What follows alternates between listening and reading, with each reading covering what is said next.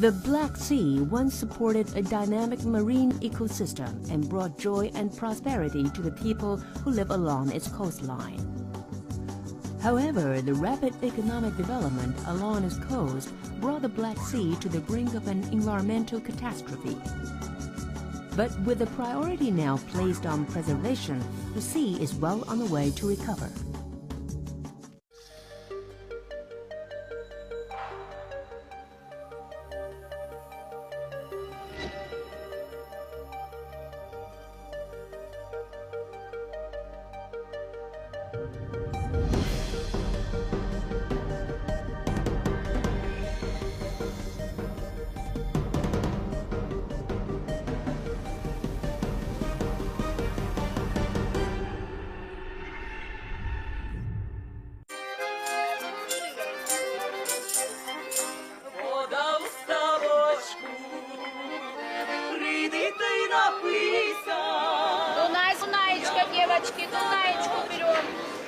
Along Ukraine's Black Sea coast, there's considerable excitement. Marine species which until recently had all but vanished are reappearing.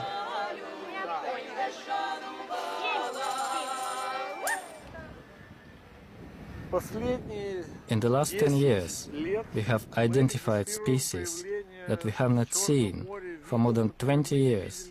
They had vanished. Now, for the first time, they are coming back. Biologists have found 3 species of crab they haven't seen for 30 years.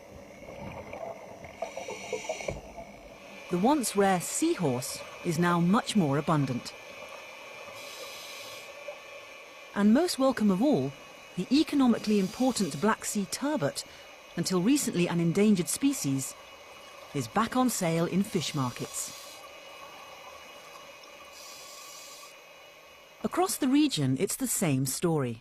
All 6 countries surrounding the Black Sea report improvements in fish catches and biodiversity. The biggest fishing fleet is based in Turkey.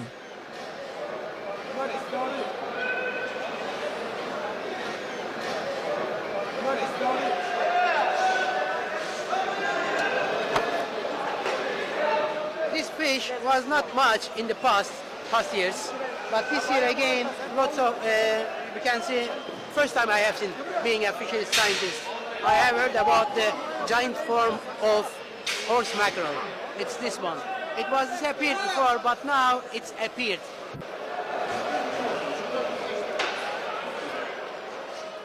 That's the bonito. That's the fish became abundant in the last 2 years. Fishermen doesn't know why it became abundant suddenly. 50 years ago, they used to catch abundance of this fish, but during the past decades, there wasn't many. And in the last 2 years, again, we have been seeing from the Black Sea lots of these precious fish. Even in beleaguered Georgia, fish stocks appear to be improving. 10 years ago, we found local fishermen struggling to survive. 5 hours at sea and nothing. Look, empty. What are you meant to eat when there are no fish?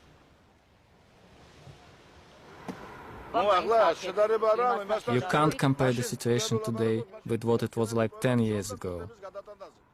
Then, none of these ships were engaged in fishing. They made a living exporting citrus fruit to Russia and Ukraine. Now, all of them are fishing again.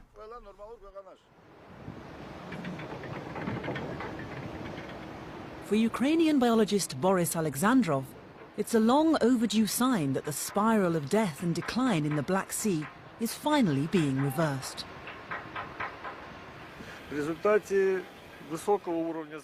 Marine life simply could not cope in the past with the levels of pollution in the sea.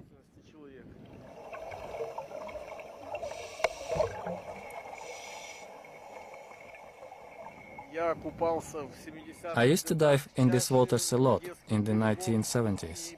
Then, in the 80s, I stopped almost completely.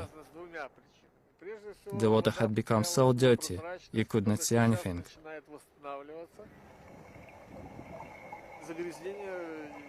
The pollution also caused a lot of disease. So I had to remember to always take a shower after swimming.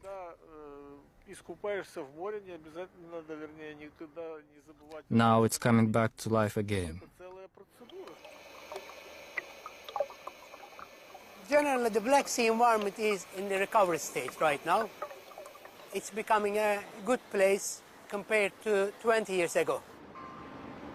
The sea is on the road to recovery, yet the reasons are far from simple.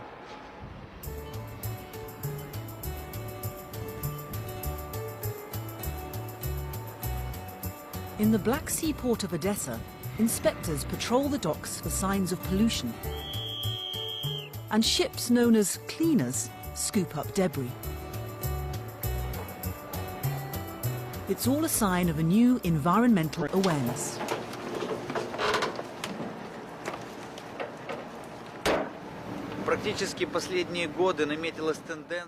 We haven't had a lot of pollution incidents in the last few years. But there was a big oil spill this summer. The cleaners were working 24 hours a day to make sure the pollution was localized and the situation fixed. The authorities also fined the guilty party more than $20 million.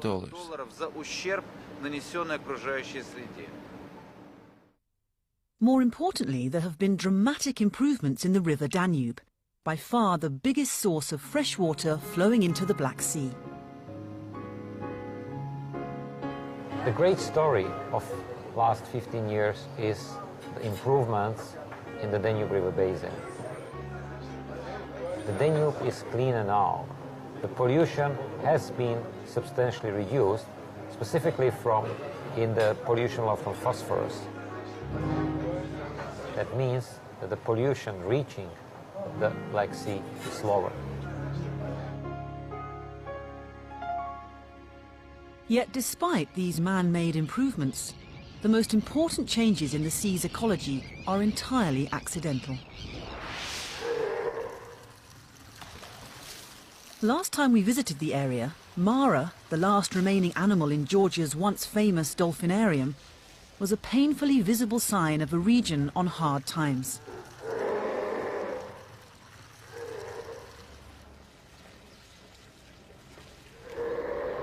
That decline has continued, and once polluting factories and collective farms have closed down. It's caused terrible human hardship. But ironically, the environment has benefited. Toxic algae blooms, which 10 years ago fed on the agricultural pollution, were widespread. Today, they've almost disappeared. There's also been a second, unintended improvement in the marine environment. During the 1990s, Black Sea fish stocks were decimated by an invasive species of jellyfish called Nemiopsis, which arrived in the ballast water of ships from the North Atlantic. In 1980s, one jellyfish arrived from the American coasts, and it started eating the food of the fish, zooplankton, and this animal increased enormously. Then the fishery went down, collapsed in the Black Sea in 1980, end of 1980s, start of 1990s. But then in the late 1990s, it was joined by a second invasive jellyfish. This, unlike the first jellyfish, doesn't feed on zooplankton, but feeds exclusively on the first invader. The Nemiopsis population fell steeply, leading to an almost immediate improvement in fish stocks.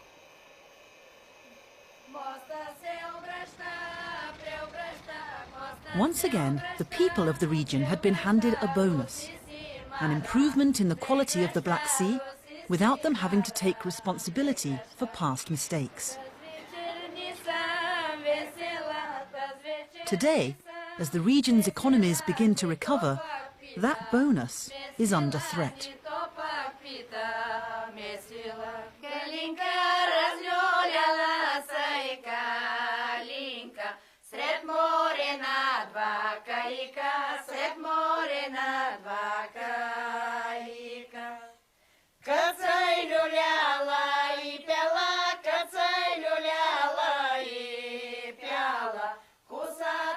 As the countries of the Black Sea start to tackle their historic legacy of pollution, they are facing a series of new and unexpected threats. One of them is here, along the Black Sea coast of Bulgaria, where, as the country emerges from its Eastern Bloc isolation, there's a boom in construction.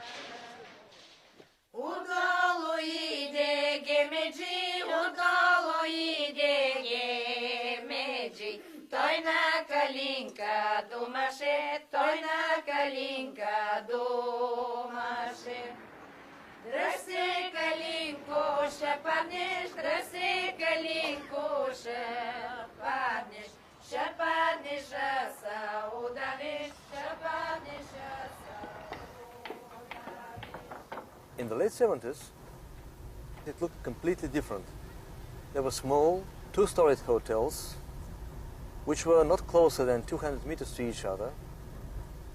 A lot of vegetation, quiet, peaceful, enormous beaches, untouched dunes. It looked just lovely. What worries me personally is that this area will not be able to stand this enormous pressure. If it goes beyond the carrying capacity, the impact on the environment will be irrecoverable.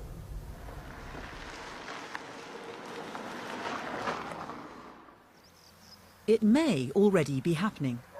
Construction is creeping, often illegally, along the coast. This holiday complex, slap in the middle of a national park, has become a cause célèbre and led to confrontations between developers and environmentalists.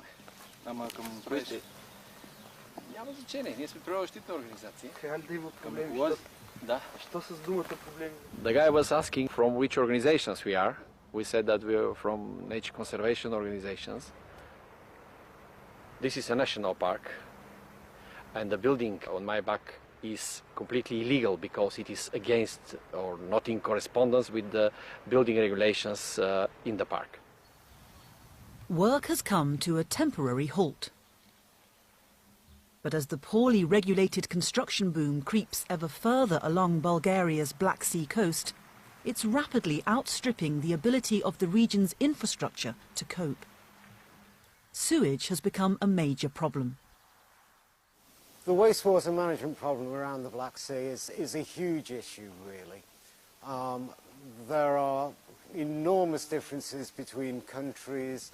For example, Romania and Bulgaria are taking huge steps forwards. Turkey is perhaps 10, 15 years further behind that. In Ukraine, the situation is probably of a similar level of order to where Turkey is now. And in effect, there isn't a single sewage treatment works in Georgia operating how it was planned to. In fact, in Georgia, raw sewage is pumped straight into the sea. Yet 10 years ago, environmentalists told us they hoped tourism would regenerate the region. Georgia's current Prime Minister had particularly high hopes of the coastal wetlands at Kolkheti. The most urgent priority for Georgia is the Kolkheti National Park. It's a top priority because through tourism it offers a means of solving the whole region's social and economic problems. Yet today, these wetlands face a very different development threat.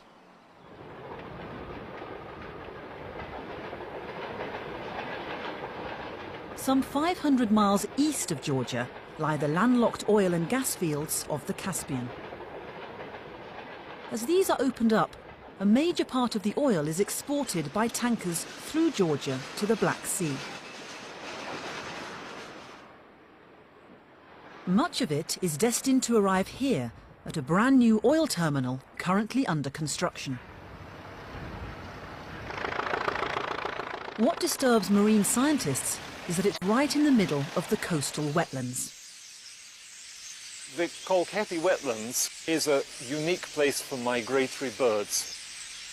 It's a place that isn't only fascinating for biologists to look at, it's a wonderful place for people to see nature.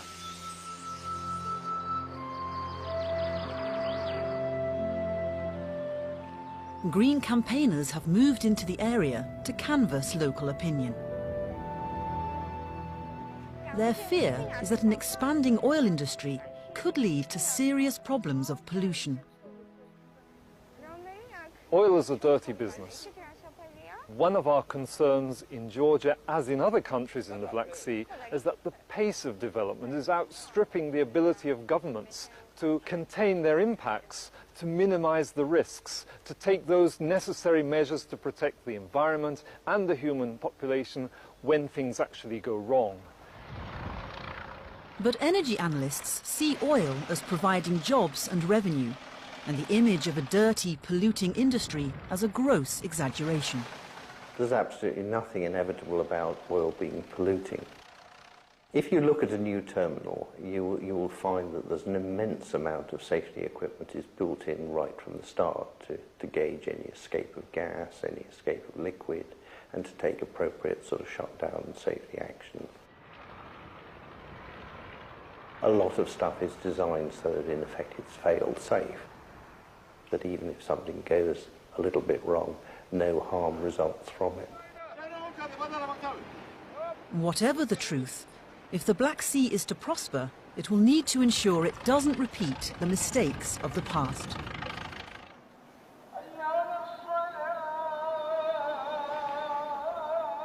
In an attempt to stop this happening, the United Nations Development Programme has teamed up with the private sector to raise the level of environmental awareness. It recently signed a pioneering 5-year partnership with the Coca-Cola company called Every Drop Matters. But however successful the campaign, it comes too late to avoid fundamental changes in the Black Sea's ecology. One of the most significant is the arrival of an invasive species of snail called rapana. Gradually, over a period of years, it spread and permanently altered the balance of the sea's marine life. These are Japanese sea snail. First made their appearance in the Black Sea in the 1940s, and they're now a major source of income for Turkey. The snails have become so important, scientists are now looking for sustainable ways of harvesting them. This is a new method of catching rapana. The existing methods are 1, scuba diving, and 2, dredging. Dredging obviously destroys the whole of the benthic ecosystem, really not a good idea from an ecological point of view. The diving has obviously health and safety implications for the people involved in doing that. This is a much more sustainable method of catching these animals. The pots are actually baited with anchovy or mussel. The rapana are attracted to the bait and then pulled back out of the water. It's obviously replaced the original mussel industry, the original oyster industry, the clam industry, and it's just a great example of how man is adapting to the changing ecosystem.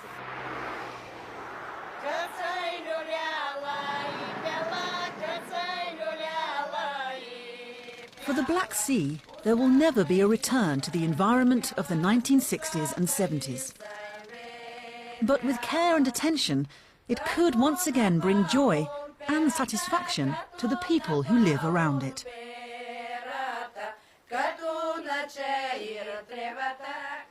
We can either go back to the situation we were in the bad old days, or we can take another step forward.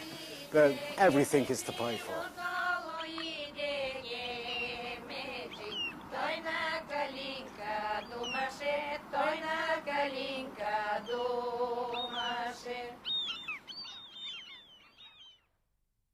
The Aral Sea in Central Asia has been steadily shrinking, especially since the 1960s. The chief cause is the Soviet-era diversion of the rivers that used to flow into it. The result is an ecological disaster that has blighted the lives of the people living along its shore.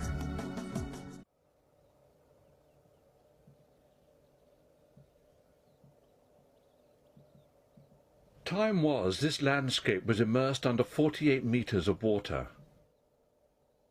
Then the Aral Sea was the fourth largest inland body of water in the world. Then it covered 68,000 square kilometers from Kazakhstan in the north to Uzbekistan in the south. Now it's mostly a desert, the sea a quarter of its original size, and all because of cotton. In the village of Bekhiristan B, farmer Kelameddin Kosimakov has lost the struggle with the dust and salt left behind by the receding sea. Each year the International Fund on the Aral Sea says up to 100 million tons of salt and dust from the dry bottom of the sea is blown onto nearby arable and rangelands, destroying fertility.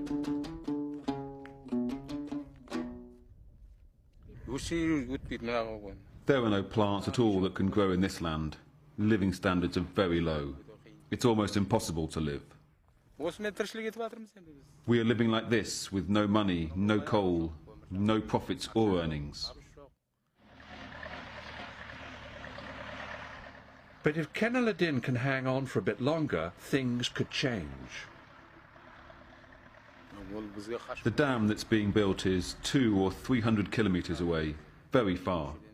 We don't know what's going on out there. It's just too far away for us to feel any of the effects. Out there, the utter devastation that was the sea is now being transformed by a dam. The Kazakhstani government, with loans of over 67 million from the World Bank, have built a dam that has brought back more than 40% of the North Aral Sea.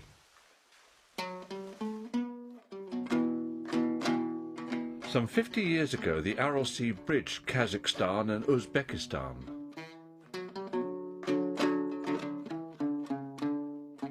By 2002, work began on the dam. It's already starting to reverse one of the world's worst environmental disasters.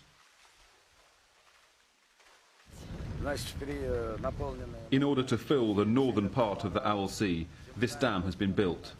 It's 13.5 kilometers long, partially using the natural coastline. On my left we have the northern Aral, which is filled up to the projected level. On the right we have the excess water channel that flows down into the South Aral.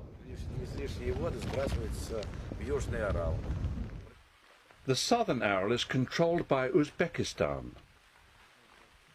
They are still growing cotton, using the diverted rivers that would otherwise feed the southern Aral Sea.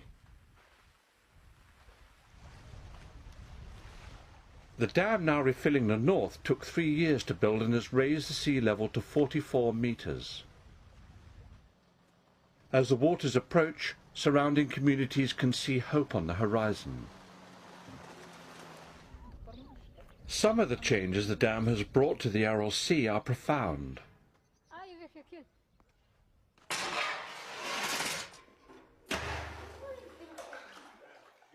For instance, dried up wells are now being replenished as the sea creeps back towards Kara Teren.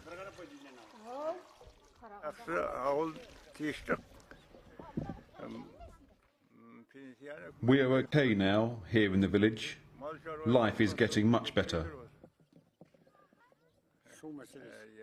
We don't have enough water to breed cattle yet. The sea is still too far away for that.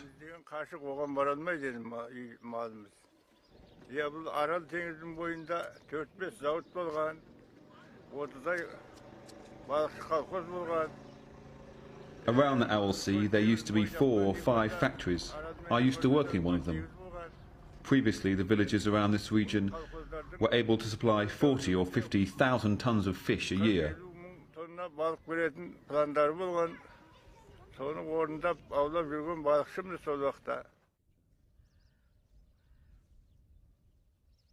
It's the fishermen who have been hurt most by the lost sea. When Earth Report was last here, we visited the once busy fishing port of Beylkin. The village of Beylkin in northern Kazakhstan This was once the Aral seabed. The sea provided jobs for 60,000 people in the region. This 70-year-old fished all his life and ended up running the fish processing plant. My son would have been a fisherman. I would have taught my son to be a fisherman. If there was water again here, I would ask my son to follow in my footsteps. He has a boat, a net, river okay, but the sea has vanished.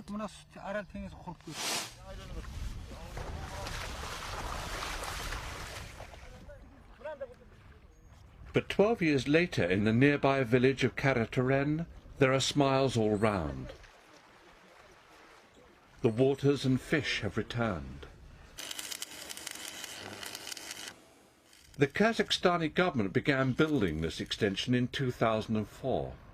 Local investment, jobs, and soon water will be flooding into the region. The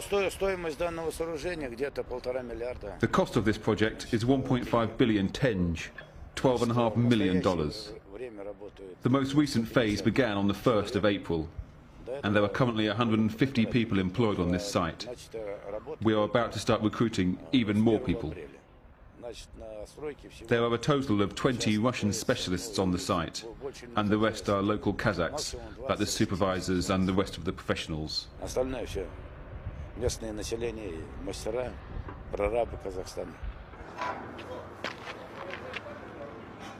The feeder lakes being refilled by the dam's extension will be used partly as a fish nursery to replenish the northern Aral Sea. The objective of this extension is to fill up the lake systems of Karashalan, Bugun, Quadratures, and Zhanakoralis. There are 8 lakes that are dried up at the moment. To fill these lakes, we are constructing 8 weirs.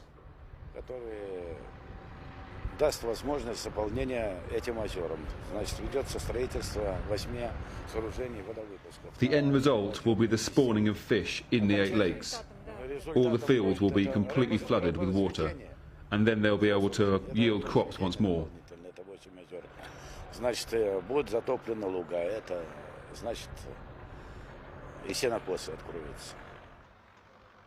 But this will still not completely refill the North Aral Sea.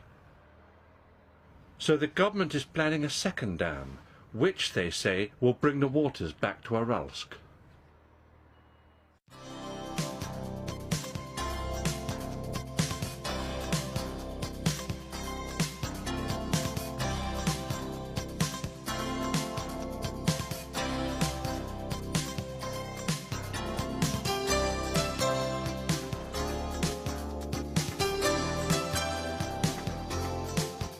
I've been seeing from the Black Sea lots of these precious fish. Even in beleaguered Georgia, fish stocks appear to be improving. 10 years ago, we found local fishermen struggling to survive. 5 hours at sea and nothing. Look, empty. What are you meant to eat when there are no fish?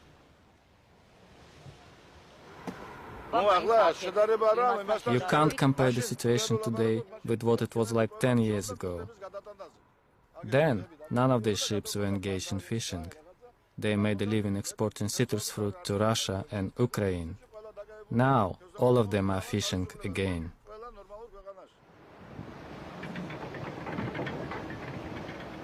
For Ukrainian biologist Boris Alexandrov, it's a long overdue sign that the spiral of death and decline in the Black Sea is finally being reversed.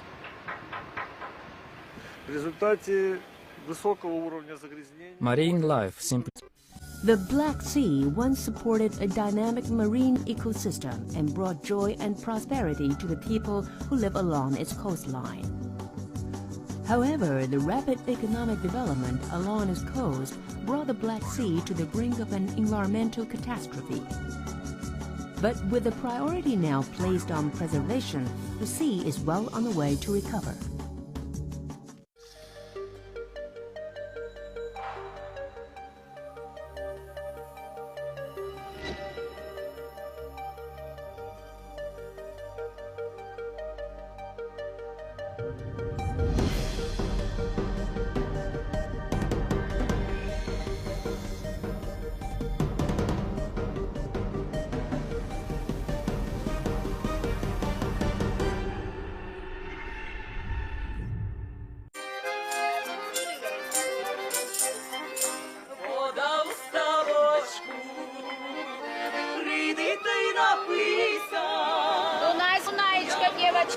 Story.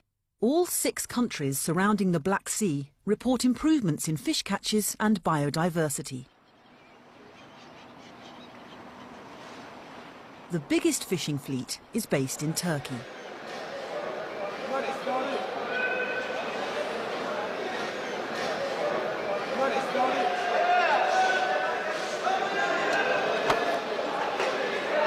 This fish was not much in the past years, but this year again, lots of, you can see, first time I have seen, being a fisheries scientist, I have heard about the giant form of horse mackerel. It's this one. It was disappeared before, but now it's appeared.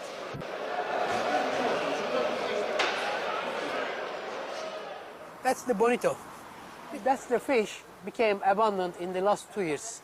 Fishermen doesn't know why it became abundant suddenly. 50 years ago, they used to catch abundance of this fish, but during the past decades, there wasn't many. And in the last 2 years, again, We could not cope in the past with the levels of pollution in the sea.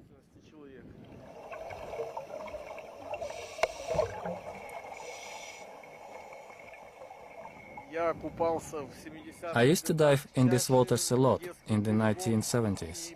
Then, in the 80s, I stopped almost completely. The water had become so dirty, you could not see anything.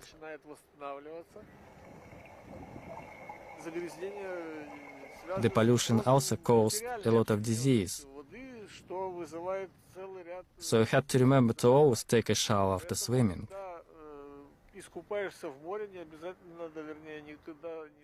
Now it's coming back to life again. Generally, the Black Sea environment is in the recovery stage right now. It's becoming a good place compared to 20 years ago. The sea is on the road to recovery, yet the reasons are far from simple. Along Ukraine's Black Sea coast, there's considerable excitement. Marine species which until recently had all but vanished are reappearing.